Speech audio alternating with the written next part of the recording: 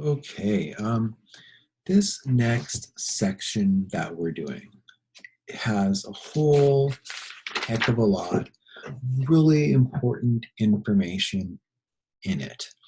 And the book's going to squash it all together into one section. Truth be told, if this was a normal day, in a normal year, um, I would be doing just this one section today. But of course, COVID. So we're going to start off and we're going to talk about Iran, Arabs and Arabia and Saudi Arabia, and then eventually we'll get to the Middle East and Palestine.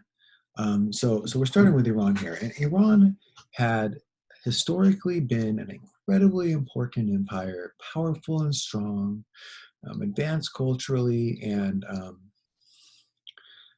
named Persia.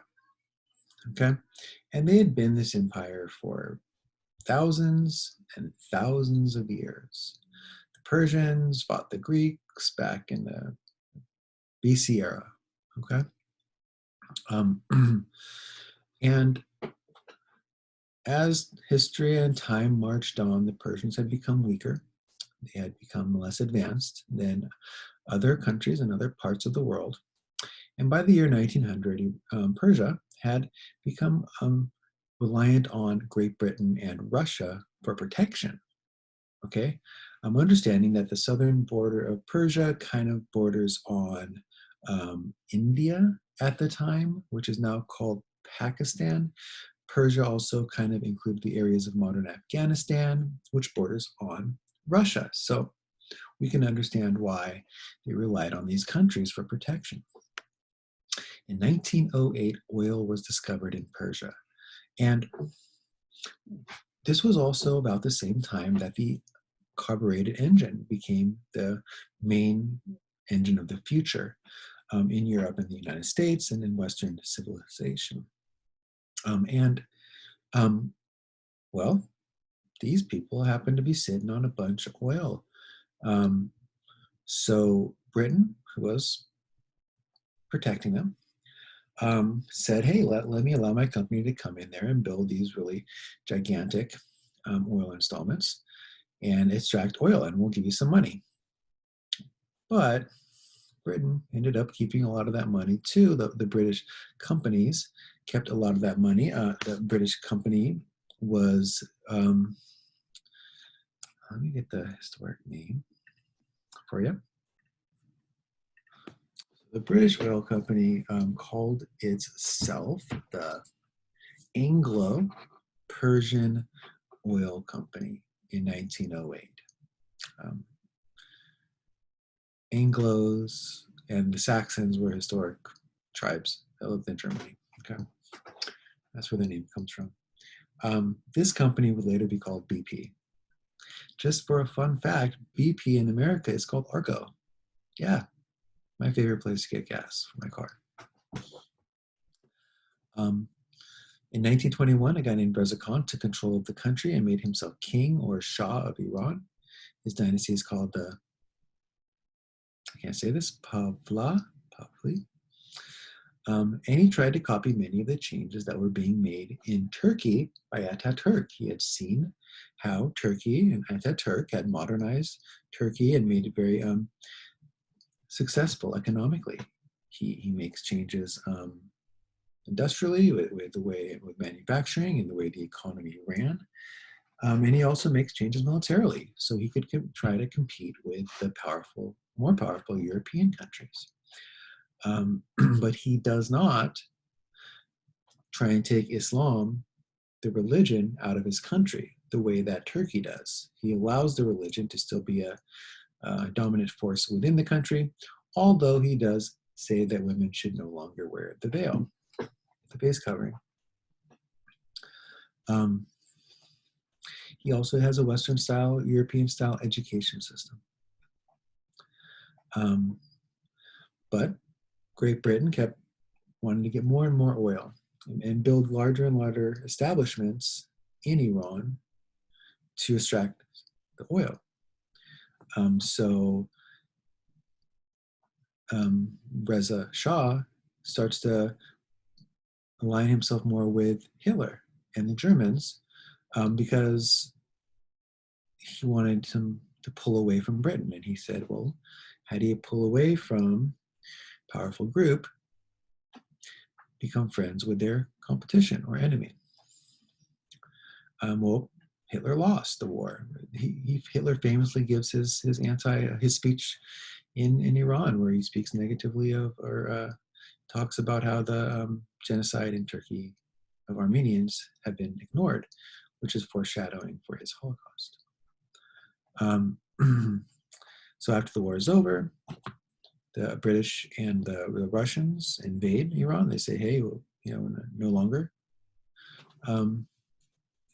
You guys picked the wrong friend. And Reza Khan quits. His son, Mohammad Reza Pahlavi Khan, takes over. So we have a change in leadership there. Stay tuned. It gets exciting. Arabs. So Arabs is a term that's used to describe people who live in this area of the world that sometimes is called the Middle East. This includes modern day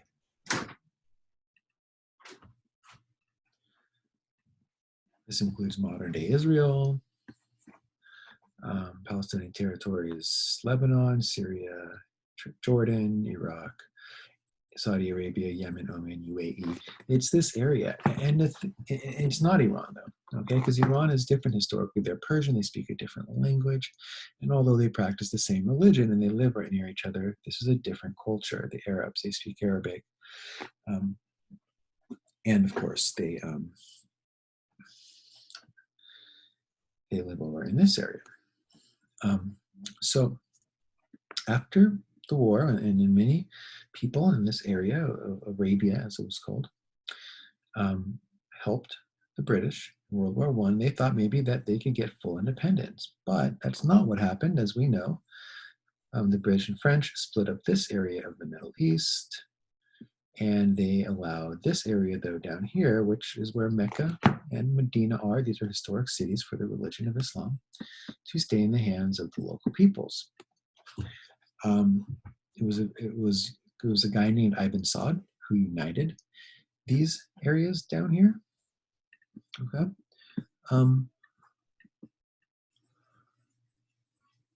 In 1920, and he's very devout Islamic man. He's very charismatic. People like him. They agree that he should be the leader. But this is a very poor area. It's very desolate. It's very deserty. There's not much there.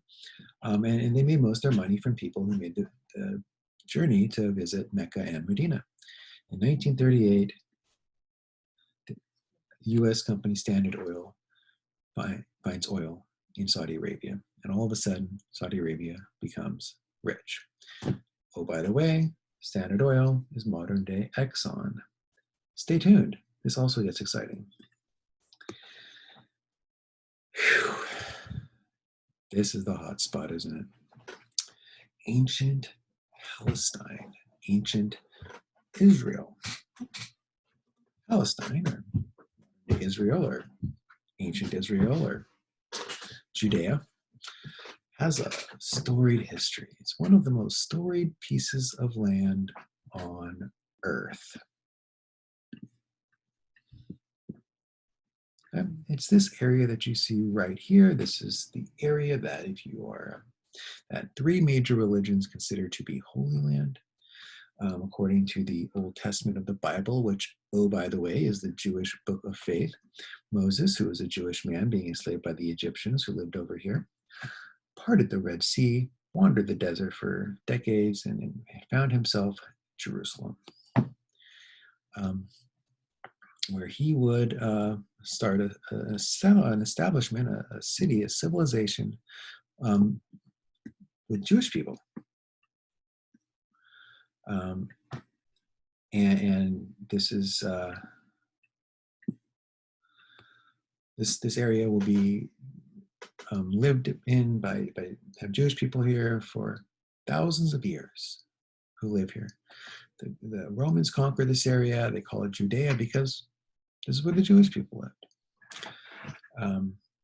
It was a highly populated area that was an important trade route for European traders who would drop their goods off and then take it to Baghdad in modern day Iraq and ancient Mesopotamia. In the 1000s, the Europeans set a crusade where they sent soldiers to take this land. Oh wait, I skipped a very important reason. Why did they do that, Mr. Marina? Well, because around the year 0, according to religious sources, a man named Jesus Christ was born in or around Jerusalem. He lived there, he taught there. The New Testament to the Christian Bible is about the first 4 books at least are about his life there. He starts a religion called Christianity that's based out of Jerusalem. So the Romans who ruled this area during the time and life of Jesus Christ would eventually lose power. They would actually eventually turn on the Jewish people of the area. Oh, by the way, if you are a Christian, you believe and you understand that Jesus Christ, according to faith, was a Jewish man. And at some point, there's a dispersal of Jewish people who live here. The Romans say, I think it's around the year 90 AD, that they all have to go. Okay, and the Romans are going to take over this area. But not all the Jewish people go, but a lot do. They're sent out.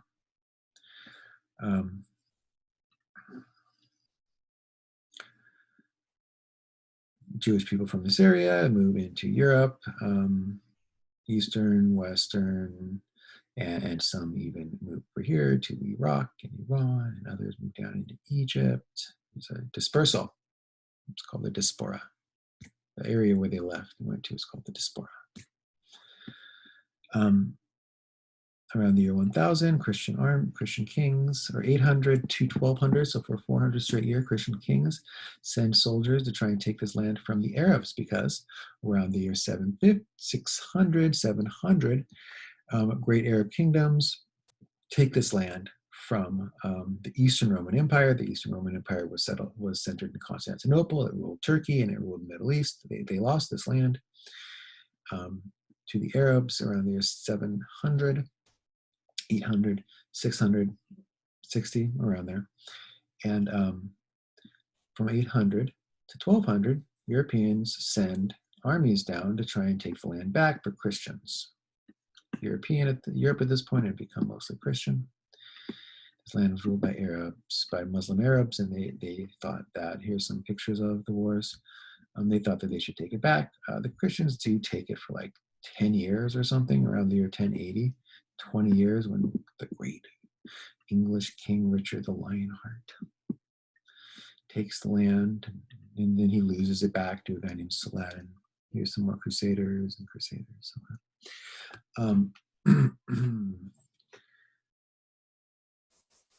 Maybe 1000, I've heard 800 they started, around there.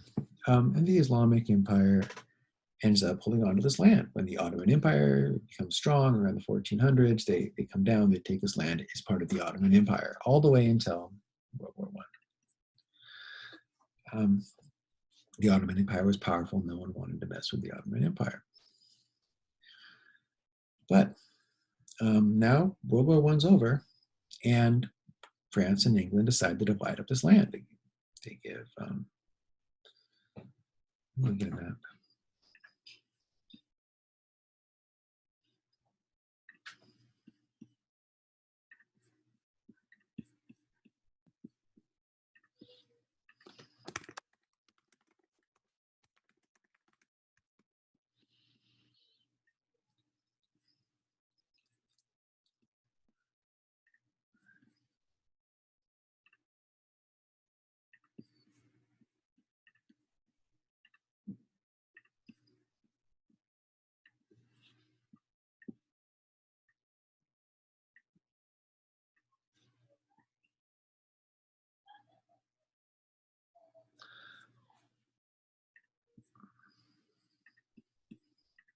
So they give